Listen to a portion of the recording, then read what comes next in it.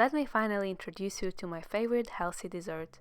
We are going to make apple crumble with homemade caramel ice cream. To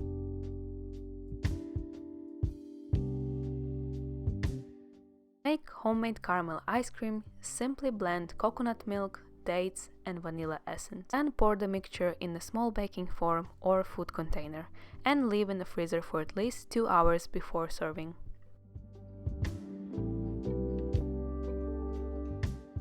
To make apple crumble, we start by dicing apples.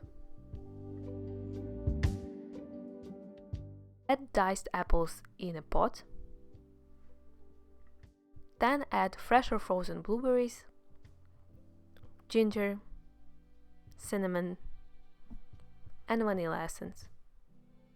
Mix, add a little bit of water, and put on a medium to low heat under the lid and saute for 15 to 20 minutes or until apples are soft. Now let's make crumble. You start by taking a big bowl, adding oats, vanilla essence, cinnamon, nuts, maple syrup, and melted coconut oil. When apples and blueberries are soft, we place them in a deep baking form, spreading evenly at the bottom. Then we evenly spread crumble on top.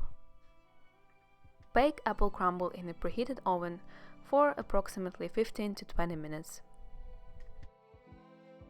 When crumble is ready, it's time to serve it with homemade caramel ice cream.